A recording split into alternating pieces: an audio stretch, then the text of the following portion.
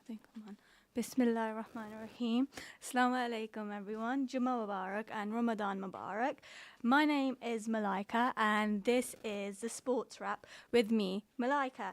First of all, I wanted to say happy birthday to my mom. It's her birthday today.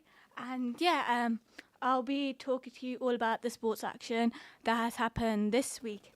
And then I'll prepare you guys for the weekend ahead and also the week coming up to the show. So yeah, first of all, let's start and talk about me, okay? First of all, my name's Malaika. I'm a university student studying journalism. I'm in my second year and I'm an aspiring sports journalist slash broadcaster. So I really just want to get into the industry. So work for the likes of like Sky Sports or like BBC. Just want to really do sports as my day-to-day life. And as you know, I am a big fan of sports. I have my own blog called Inside Malaika's Mind, and that is on Substack. So I write about many different sports. And I write about many different sports. So it's like I write about football, I write about cricket, I write about the wrestling, write about tennis. I wrote about the boxing too. I'm just trying to expand my range, to be honest, and just get things done because I know in this career that you need a lot of experience. So enough of me now. Let's get straight into it. Okay, I'm going to start off with the 2026 T20 Cricket World Cup. It's currently taking place in India and Sri Lanka. We are 2 weeks in, and today the final group game is being played before the Super 8s are in action. So right now, Australia is taking on Oman. Australia won the toss and they have decided to bowl first.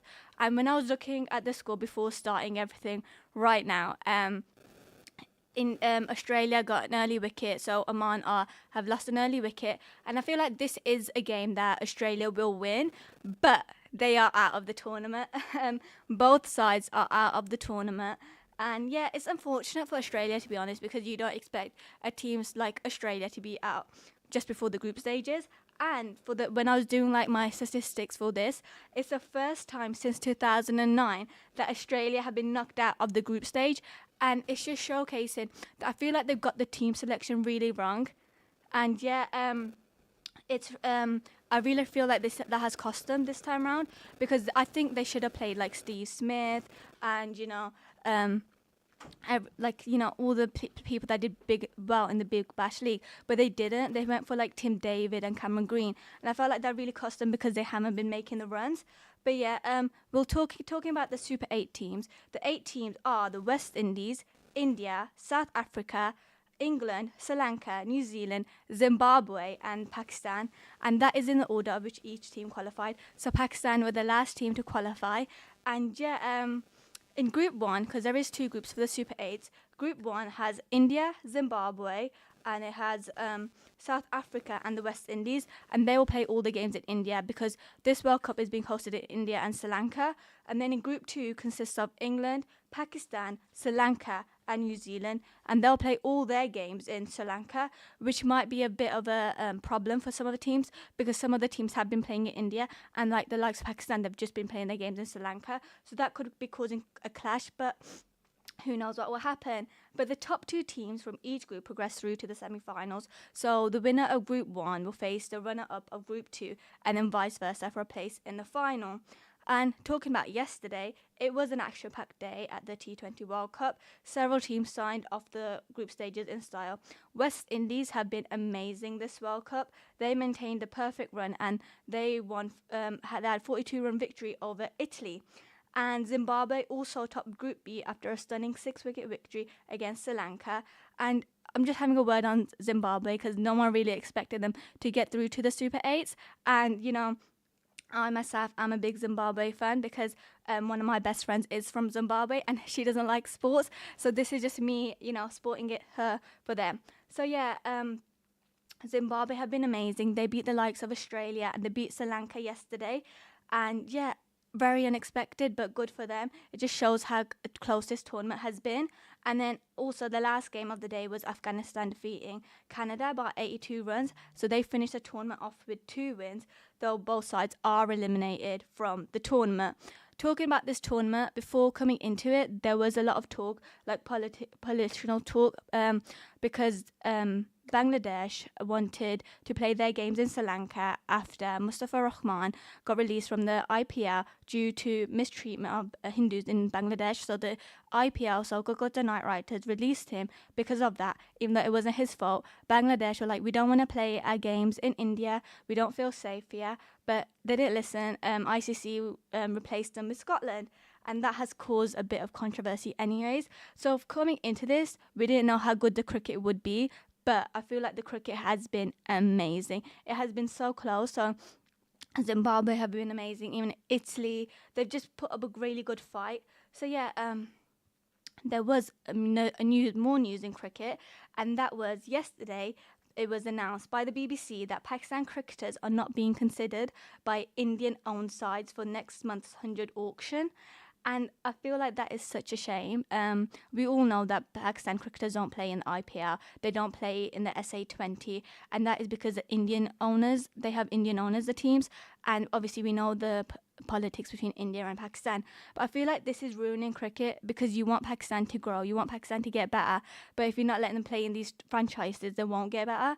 But yeah, the 100 now is being owned, a lot of them is being owned by Indian teams, like Indian owners. So like you have Manchester Super Giants, MI London, Sunrisers Leeds and Southern Brave. They are owned by Indian people, and they control IPL teams too, as well as the SA20. So yeah, that has caused a lot of backlash, but it's one of them. I really hope that ECB don't allow this, but at the same time, it's not in their position anymore because the IPL, like the Indian owners, are owning most of this. They have the money, and money talks, doesn't it?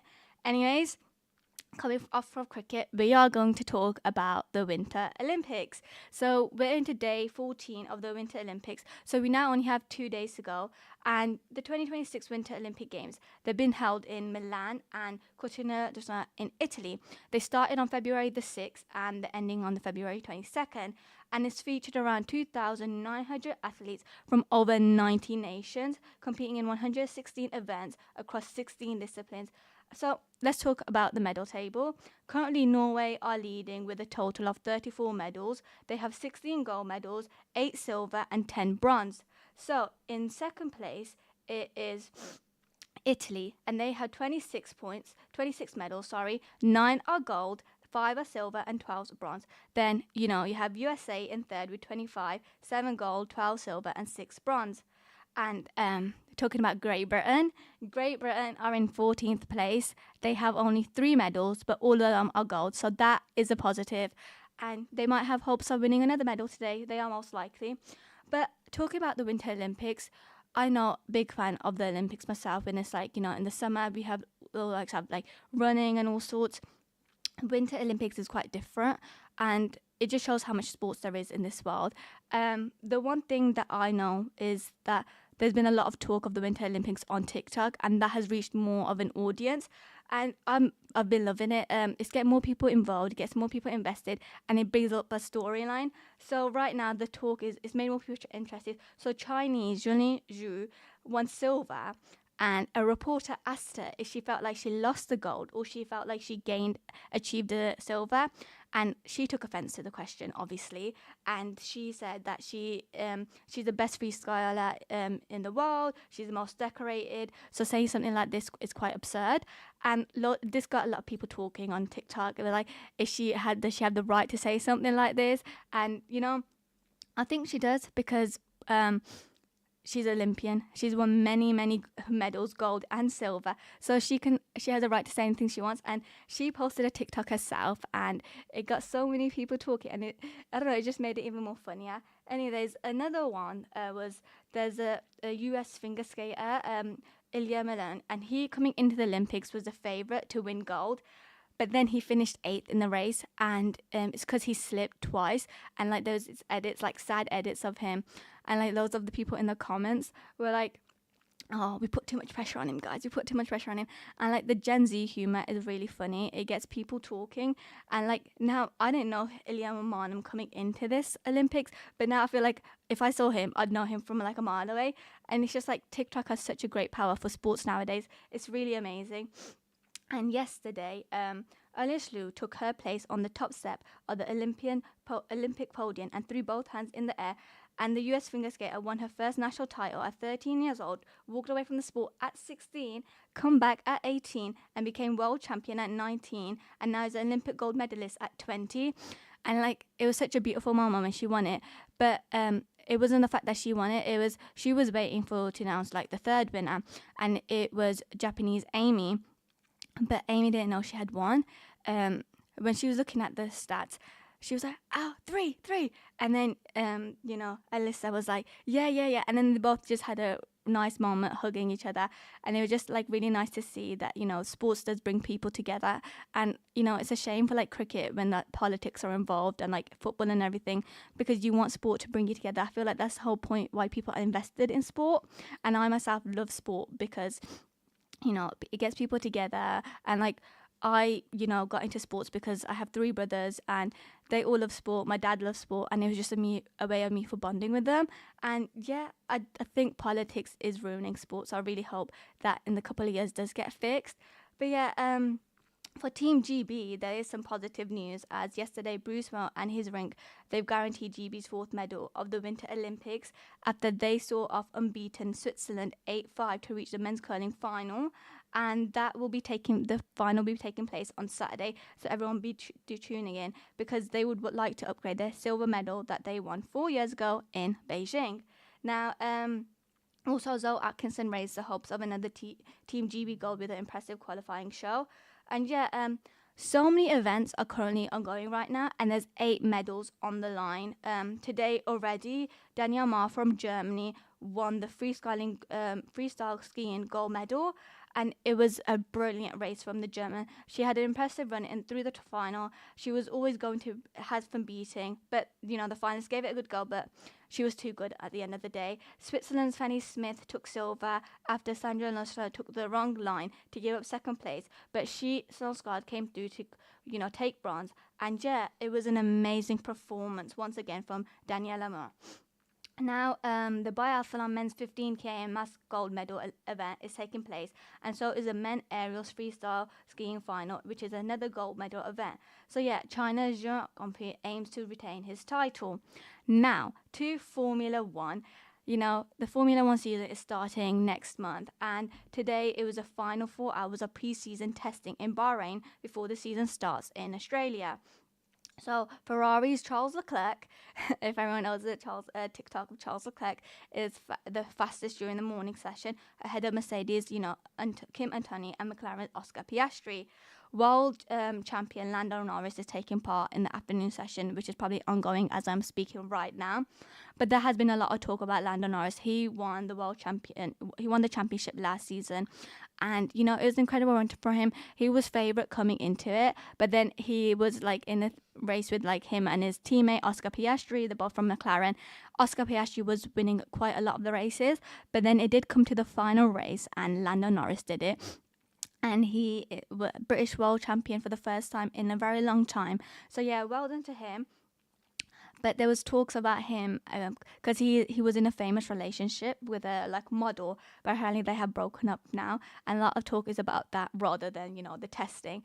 But yeah, Aston Martin limited their short stints on Friday due to a shortage of Honda Power unit parts, and the first race of the Formula One season will take place from the 6th to the 8th of March. And the new technical regulations are the biggest change in Formula One for years. That is very exciting. So once again, the Formula One season starts at 6th to the 8th of March. So now, let's talk about football. We have currently 10 minutes until we're into an ad break. So it's the perfect way just to talk about the football, because there is so much to talk about. So the one topic that was talked about a lot was the Champions League. And we're going to talk about the Champions League results first, and then I'm going to get into why it was such a big talking point. So we all know that the Champions League is the knockaround playoffs. So it was the first leg. So first of all, Galatasaray beat Juventus 5-2. And Real Madrid beat Benfica 1-0. This game was the one that got everyone talking. But yeah, we'll talk about that later. PSG beat Monaco, so the reigning champions beat Monaco 3-2. And then Dortmund beat Atalanta 2-0.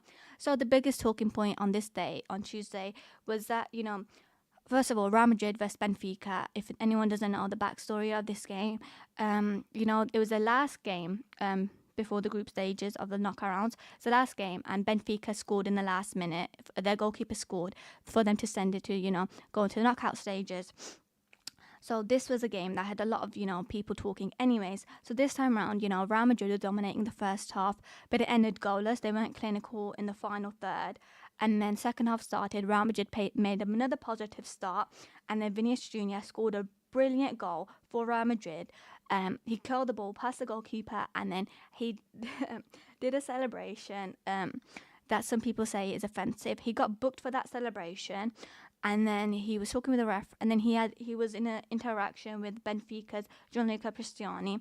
Cristiani covered his mouth with his shirt and said something to Vinny, which resulted in Vinny running to the referee. And then the referee put his arm, did an X sign, and that is a symbol of racist abuse. So that means the players went off, the Real Madrid players went off, and the game was halted for 10 minutes for alleged racist abuse. To this day, we don't know what was said. We can just assume. But, the game continued, and Real Madrid held on to win 1-0. After the game, obviously you got a lot of people talking because, racism doesn't belong in football. It doesn't belong in the world. So the game was covered on Prime. So the pundits were talking on Prime about it and how they felt like, it's not right and everything. Then Trent, in his post-match interview, he plays for Real Madrid now. He said that, it's a disgrace, shouldn't be allowed whatsoever. And then Benfica's manager, Jose Mourinho, he formerly managed Real Madrid, managed Chelsea, Manchester United, and even Tottenham. He's managing Benfica right now. And he basically implied that this is Vinicius Junior's fault. He said that wherever Vinny goes, something like this happens. And I was like, this is absurd. How are we saying something like this? How are we blaming someone that's got racially abused? Because, how are we blaming them at all? I don't understand. And it really got me talking. It really infuriated me because I was like, how is this allowed? Like, you cannot blame the player. Yeah, Vinny did a celebration that got people angry. But, that's okay because, that's the type of player he is. And just because he's good doesn't mean he is targeted to racist abuse. I don't know. It just really annoyed me that he said something like that. An experienced manager that knows English very well said that. So he knows what he was saying. Anyways, so going on to the Wednesday now, Newcastle beat Karabakh 6-1 in the Champions League. Anthony Gordon scored 4 goals. Boulder Glint beat Inter Milan 3-1, which is a big upset. And then Club Brugge drew 3-3 with Atletico, which was a great game. And also Leverkusen beat Olympiacos 2-0. And on Wednesday too, the Premier League was in action, and Wolves hosted Arsenal. So Arsenal coming into this, they were leading the top of the table, clear by I think it's 8 points. They blew a 2-0 lead in dramatic fashion, and they drew to bottom place Wolves, and they missed a chance to go 7 points clear at the top of the table. Honestly, this was a game. It got a lot of people talking, and it was really funny. I was watching this game, and obviously I thought, Arsenal took the lead early on. Bukayo Saka scored a header, and we thought, oh yeah, Arsenal gonna dominate the leaders, beating bottom place Wolves, but it didn't happen. I feel like Arsenal lost their composure, and then they were winning 2-0. Hincapié scored in the second half, but then Hugo Bueno scored. It gave Wolves some momentum, and then I think Arsenal got started overthinking, and it rattled them, and then. In the last minute, Tom Edozie, in the 4th minute of added time, he shot the ball, and then Raya and Gabriel, they had an altercation, and Edozie tapped it into the goal, smashed it in. It hit off Califiori, but it was given his goal because he scored in his debut. And it was very bizarre. This could cost them because Arsenal should have won this game. You can't be losing points to Wolves, and it's the first time. At the top of the team, the team that's leading has dropped points to Wolves twice this season, the bottom place team. And it's are Arsenal going to lose this league? Because they shouldn't lose it, because they've been, leading, they've been clear for a very long time.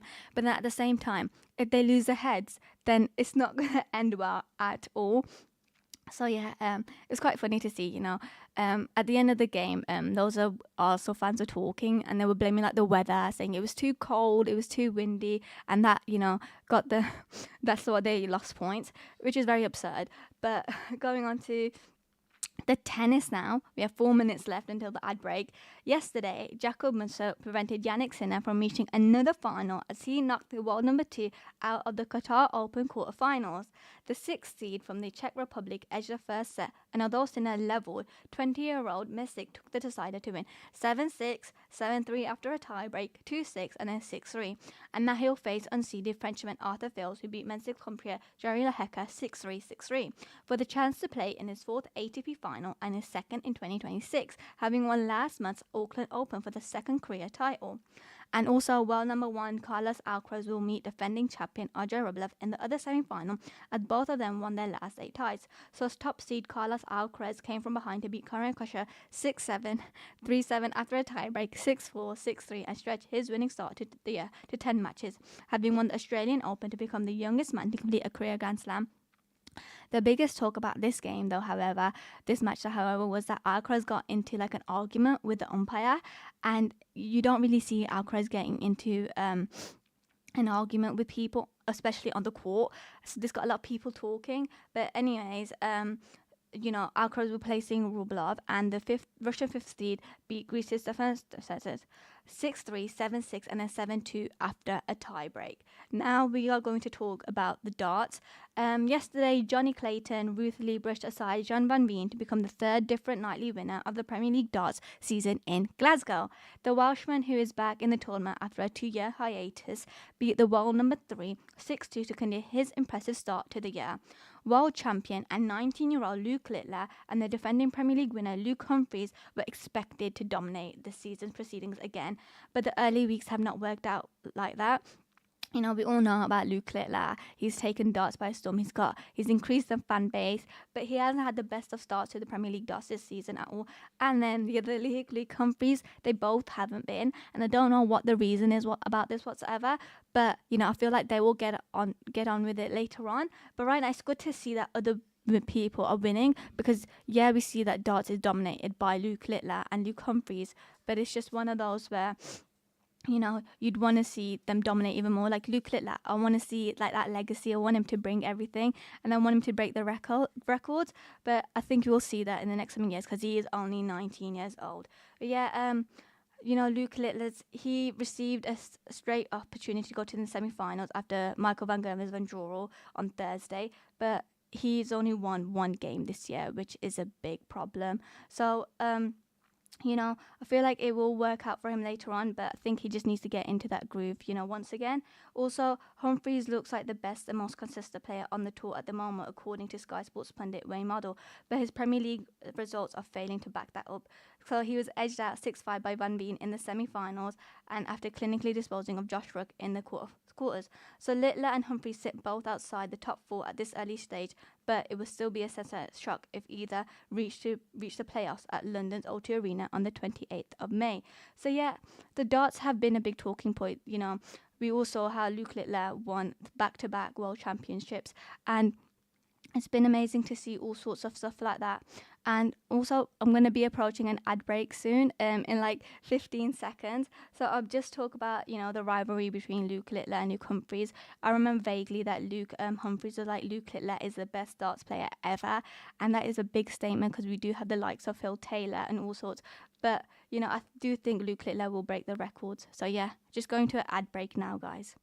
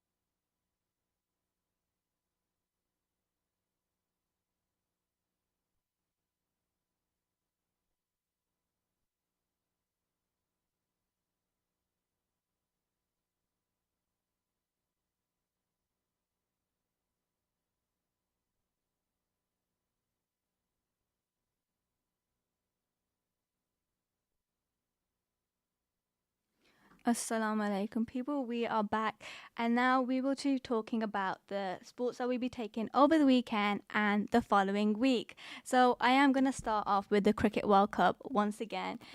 Tomorrow, Pakistan are facing New Zealand in Colombo, and yeah, they'll be playing at 1:30 for people that want to tune in. It will be a big game. Both sides have only lost one game, and that has been to better teams, I would say. So Pakistan lost to India. They got thrashed by 61 runs. And yeah, before that, they wanted to boycott the game, and I felt like they should have because that performance proved otherwise. Also, New Zealand lost to South Africa. I felt like that was a very close game, but South Africa got the job done. And then on Sunday we have two games. Sri Lanka will be playing England at 9:30. Coming into this World Cup, England did a whitewash over Sri Lanka, so they won 3-0. And I really felt like they were strong contenders for this World Cup, but I've been proved otherwise. They've gone through. They are through to the Super 8s, but they've been playing very poorly. So I really hope that changes. And I did an article on them saying why can't they be strong contenders, and I really hope that they prove me right. So yeah, that is followed by India playing South Africa at 1:30. And this is a repeat of the 2024 T20 final. So that is very exciting. I feel like it will be a good game, but I do think India will win that one. On Monday, Zimbabwe will be facing West Indies at 1:30. I'm fans of both of these teams, to be honest. I feel like West Indies have been doing a great job, and also Zimbabwe have shocked everyone. So if they carry on doing these upsets, why not? Like, I really hope they do the upset against India, but we never know.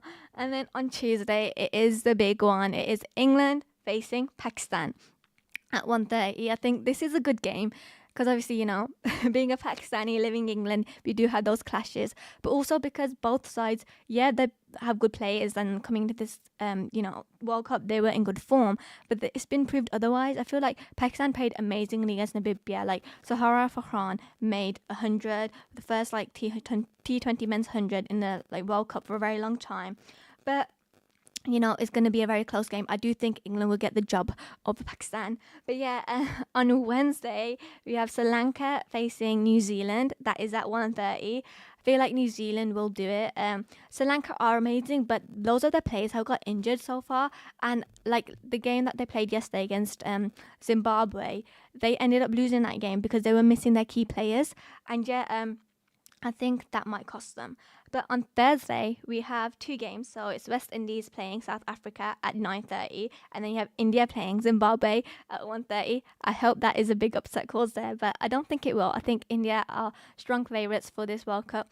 They played amazingly against Pakistan, but it wasn't really that much of a fight because Pakistan didn't really show up. So yeah, they had a close contest against USA and Netherlands, but it's just one of those that India are strong favourites to win everything because they have the money, they have the players, and yeah, I think India are strong favourites to retain this World Cup.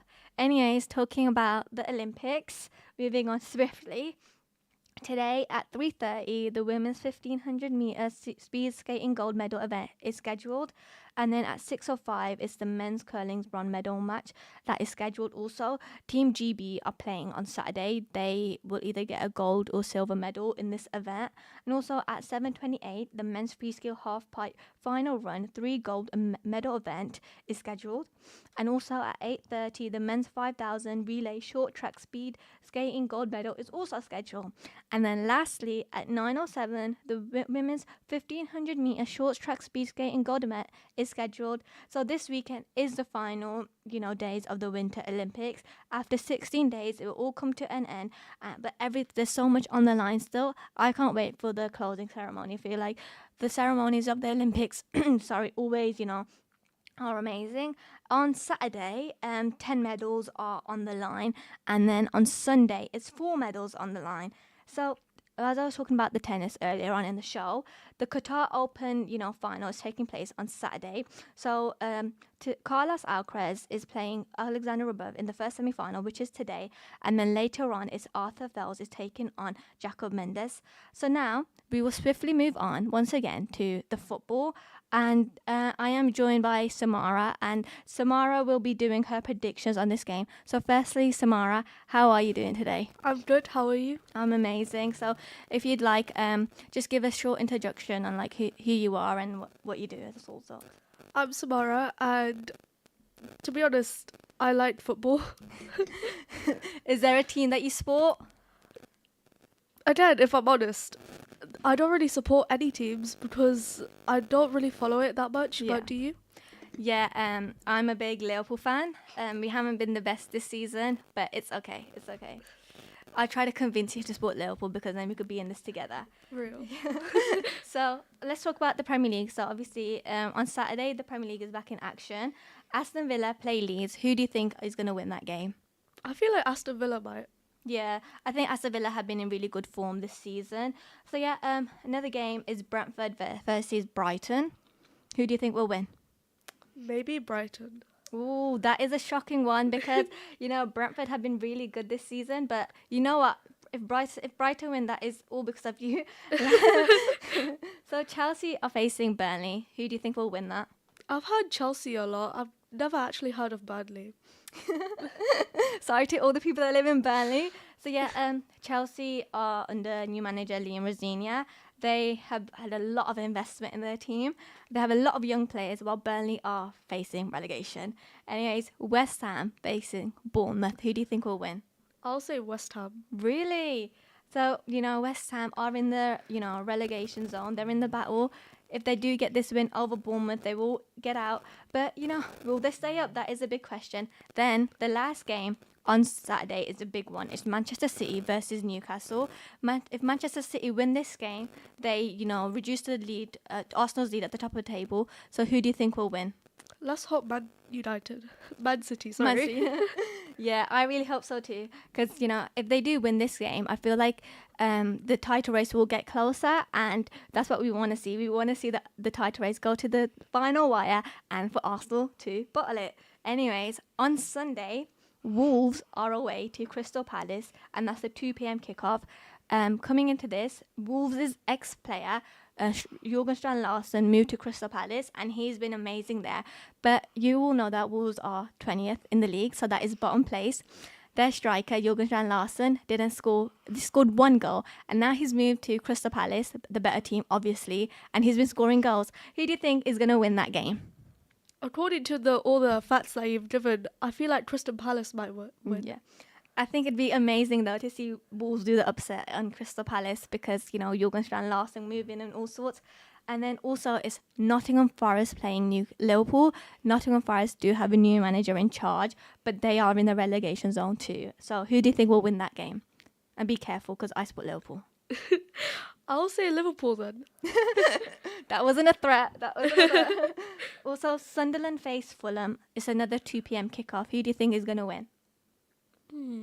Maybe Fulham. Ooh, that is a surprise on Sunderland have been good. And now the biggest fixture of the weekend is the London derby. So it's Tottenham versus Arsenal. Tottenham, once again, have a new manager. It's an interim manager. They face Arsenal. Arsenal drop points against Wolves. Who do you think will be winning that game? Tottenham does have a new manager. That is interesting. But Arsenal could win. It could be possible. Do you think it'd be a close game or do you think Arsenal will dominate? Maybe Arsenal will dominate. Yeah, I'm thinking so too. I don't think Tottenham have it in them to, cause an upset. Also, lastly, Game Week 27 wraps up with a Monday Night Football special as Everton hosts Manchester United. Who do you think will win that game? Perhaps Man United. Yeah, I think so too. Now, do you watch women's football? I did sometimes. I do sometimes, but not often.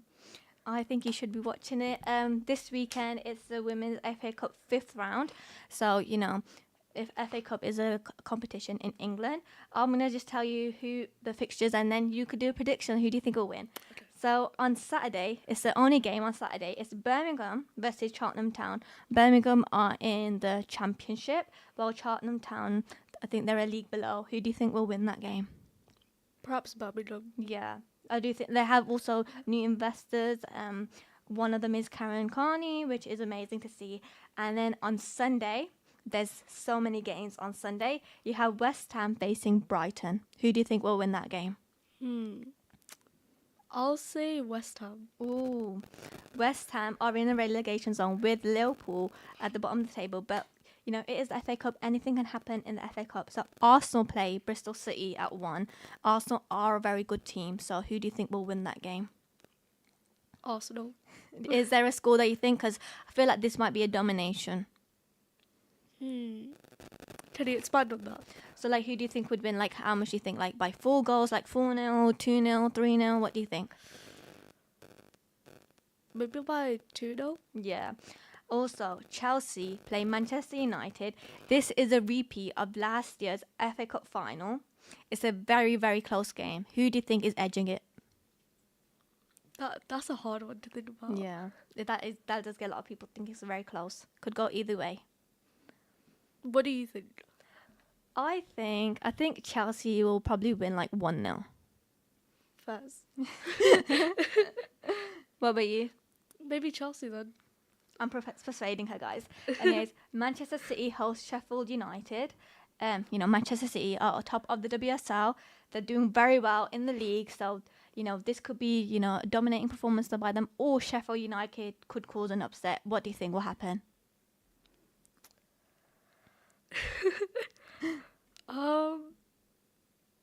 No pressure.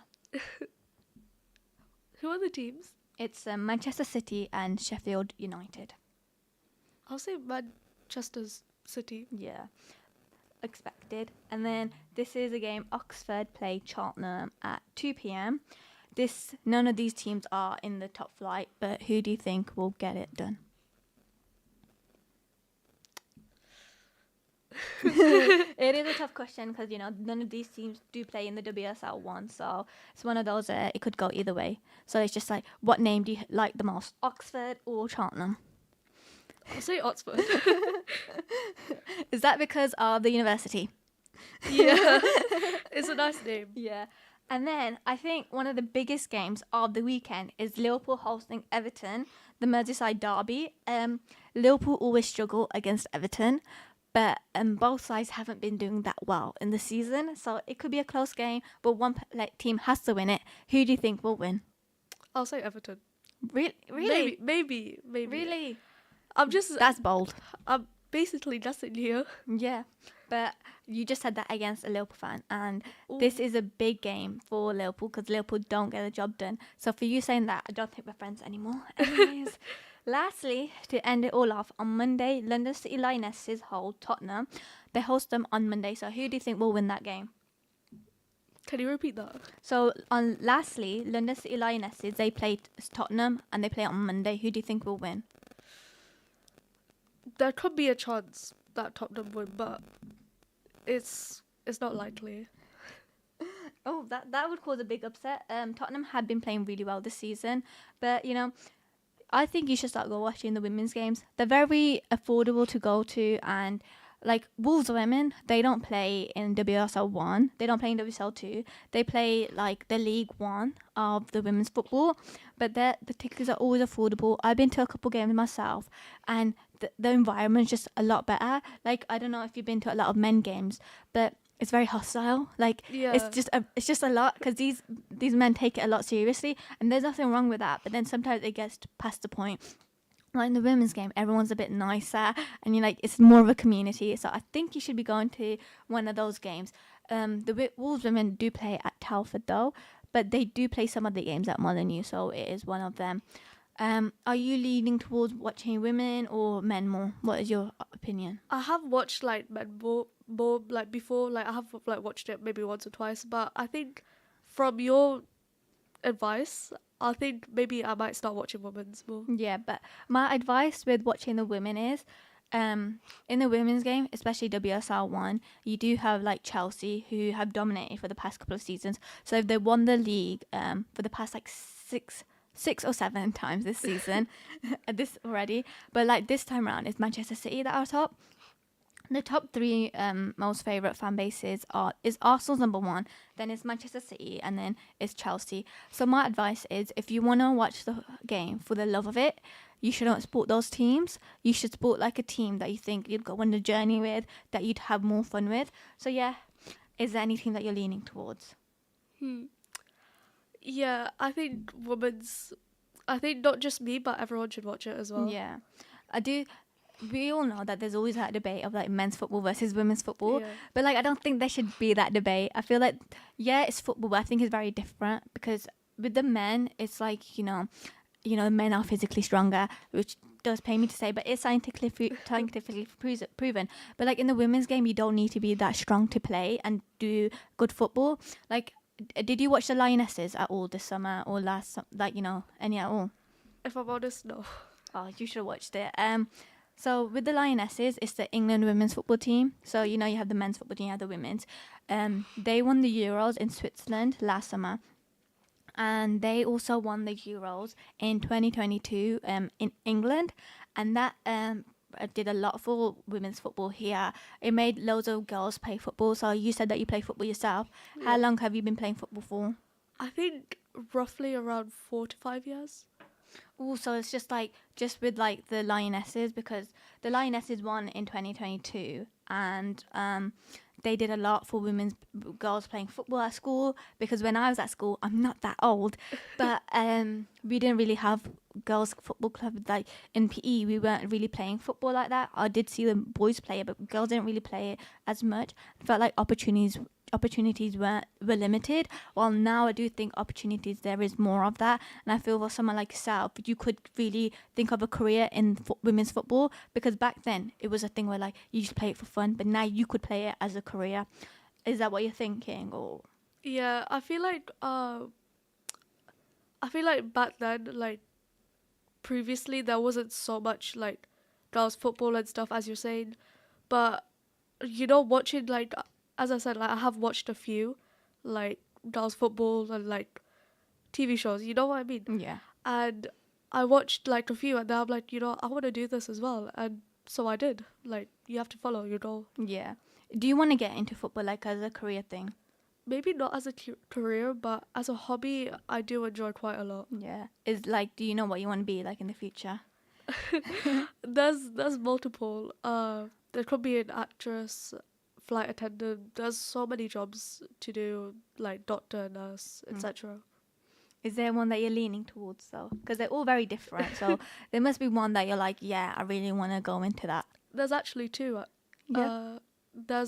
I'm not sure exactly. There's multiple, but a doctor of some sort or a flight attendant.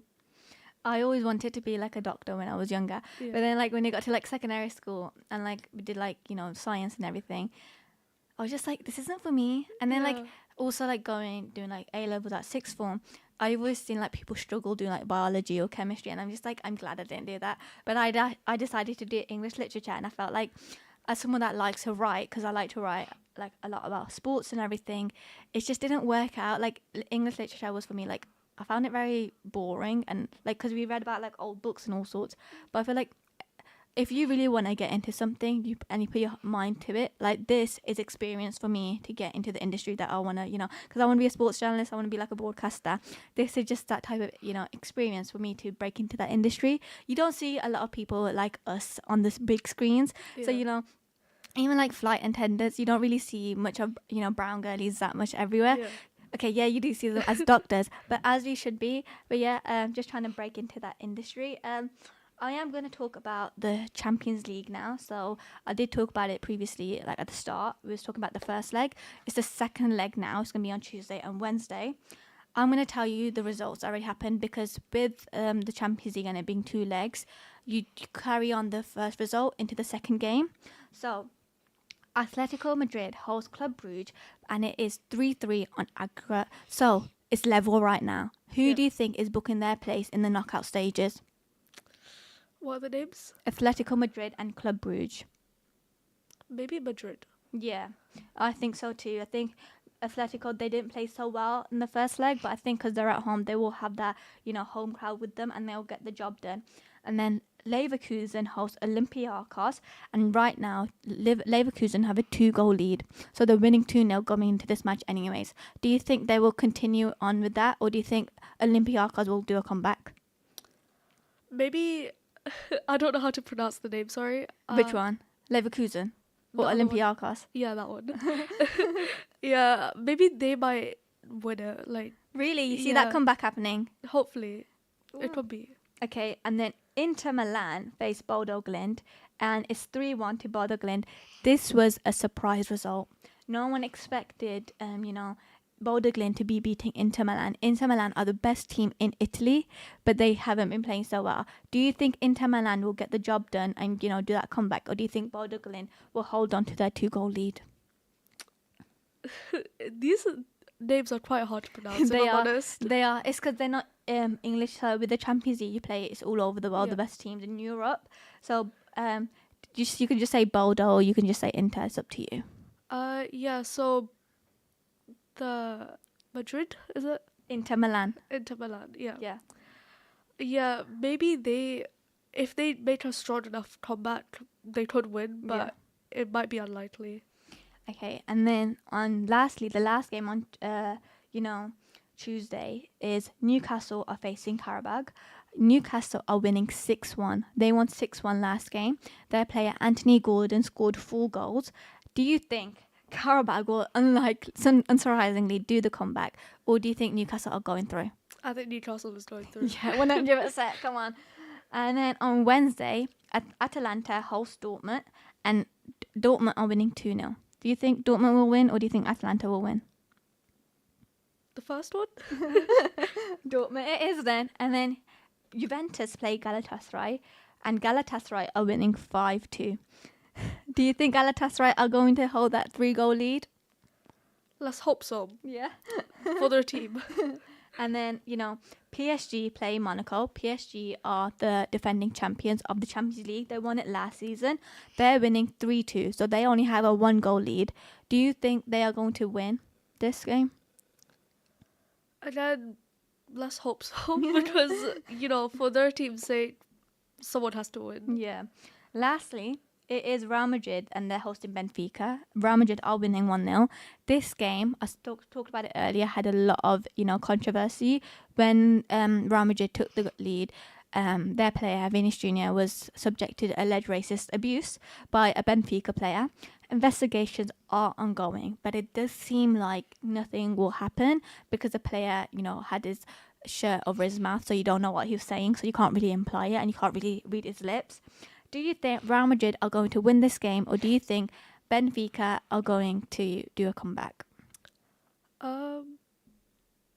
That is a hard choice. Maybe they might win Real Madrid. Yeah, because that I think that's going to be the most entertaining game of this week, because Real Madrid, they are going to have their fans back in Vinny. I know there has been a lot of talk about Vinny being the type of player to cause all this type of drama, but no player is subjected to racist abuse. It's not allowed. Like it shouldn't be okay. And I feel like the Real Madrid fans should have Vinny's back in this situation. I know a lot of Real Madrid fans that they think this was unacceptable, the stuff that happened to Vinny this time around. And yeah, I think it will be an exciting week of football. We do have the Europa League second leg playoffs, and then also the Conference League. But I feel like, Nottingham Forest will win that one easily. They do have a 3-0 lead against Fenerbahce. They played yesterday. And also in the Conference League, it might be a close one. Crystal Palace face Dinski. It's 1-1 on aggregate. But Crystal Palace should win because Crystal Palace are the better team on paper. But yeah, that will keep you guys busy until we approach Friday, where I will join you again and speak about the sport. We have 10 seconds left of this show until another ad break. And yeah, I will see you all guys next week, inshallah. And hopefully we do have another great week of sports. So yeah, that is me done for this, and I'll see you next week. Bye.